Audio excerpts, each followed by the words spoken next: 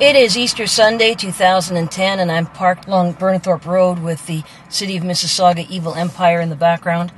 And quite an appropriate place because I want to talk a little bit about the City of Mississauga today. This is primarily for the judicial inquiry, and I have some things to say. I know that I sent you videos and everything else, but there's something else that I really feel is important to say. This has to do with the I don't know what it is. I would say the ethical infrastructure of the City of Mississauga, except there isn't one.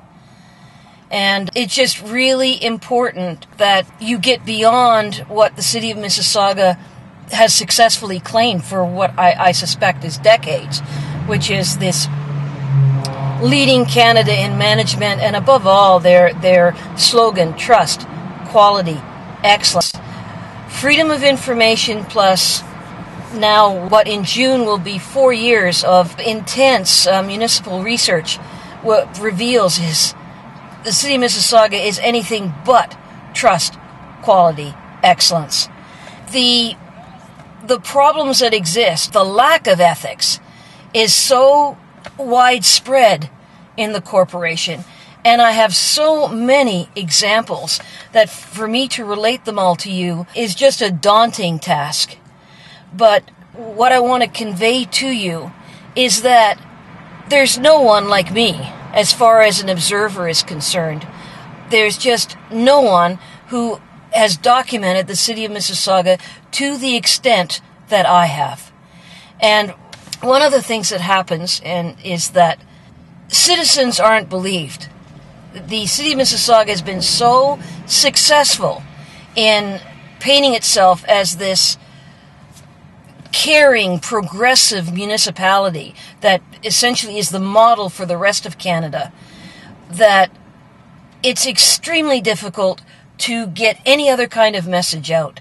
It's one of the reasons why videotape is just irreplaceable. Irreplaceable when you are trying to get a point out regarding the conduct and behavior of a municipality, and especially a pattern of conduct. What I've been documenting is just, I still have trouble believing it. I guess to start out with is just a little bit about what I have been observing so that you can see that it isn't just one aspect of the corporation. For example, I have been observing since June 2006 virtually all general committee and council meetings, and not just observing them but also videotaping them, and also having an audiotape record as well. I have attended every audit committee meeting since October 2006, pretty well every budget committee since the 2006 budget committees.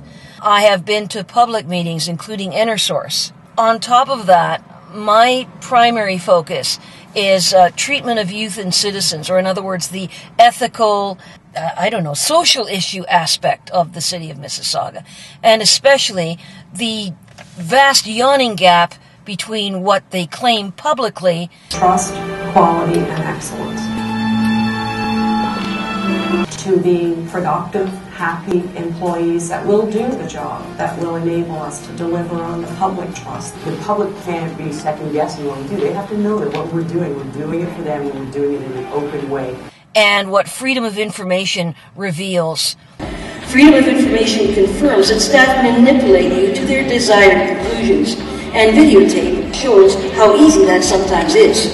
So, the other thing is, I want to also say that I am on the Peel Youth Violence Prevention Network and have been since its inaugural meeting. I think it was March 2007. I was on the Peel Youth Violence Prevention Education and Policy Working Group because my interests are in policies and how they are implemented, or in the case of the City of Mississauga, how they are not implemented.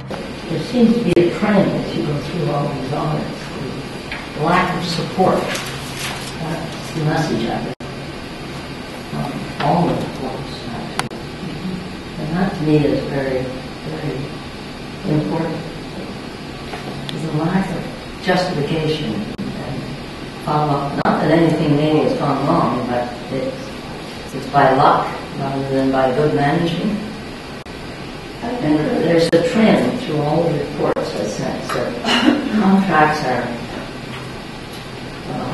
especially amendments to contracts, which is very important.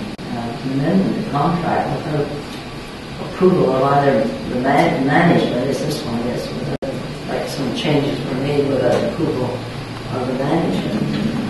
Then, of course, the one that really concerns you is without approval of council. So it's something we have to watch very, very carefully.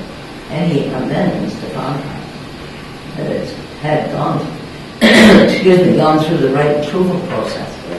Well, I get a little frustrated as mayor that we set up policies and then they're not followed, and that's what bothers me. Anyway. So now we're going to set one up. Fine. Yeah. If we set one up, it better be followed. That is the key. No use setting that up if it's not going to be followed. You know, I don't know why there's such disregard for policy. The corporation is given natural person status. And if we look at the City of Mississauga, not so much as a building with 5,000 employees, but more as one unit, there's a lot of sociopathic tendencies in that place. Councillor Mahoney. Here it comes. Is there the capability of security cameras in the council chamber that would take the place of actual manpower? There's security cameras in the back room. Well, that's a very interesting question. Cameras, in my personal opinion, have a certain amount of deterrent effect, and they are evidence collection devices. Evidence collection devices. Let's look what kind of evidence collection these security knobs, these unethical security knobs, collected back on June 7th, 2006.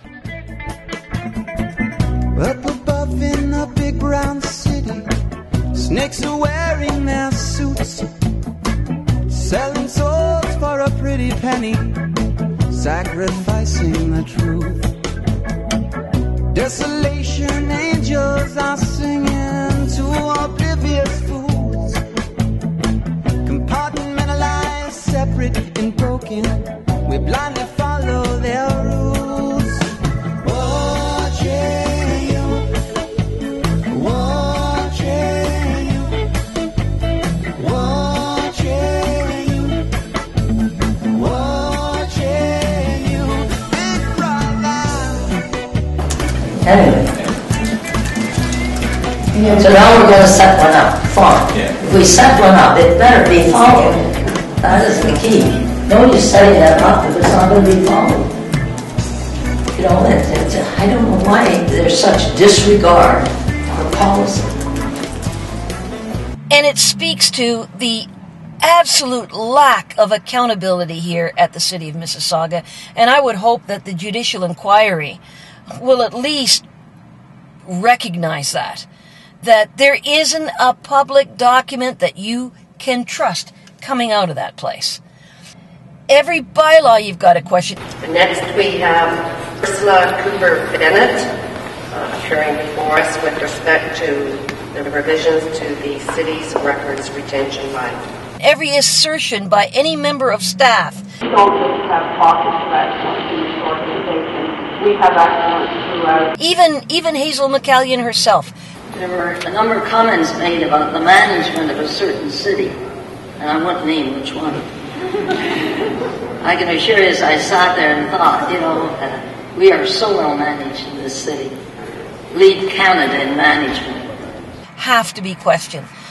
I think I'd just like to draw the council's attention that we're certainly doing things contrary to our policies. And if we followed our going out on proposal call for consultants, going out on tender for projects, we would just never make it. So, and Madam Mayor, I think the way I would explain it is, this is a council-approved exception to our policy because staff will not go contrary to policy. So if this isn't approved.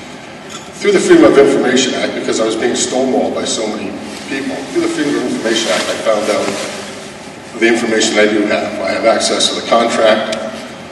to the contract, to his statutory declarations that he was signing. And I also have his references and his resume, which at the least leaves much to be desired.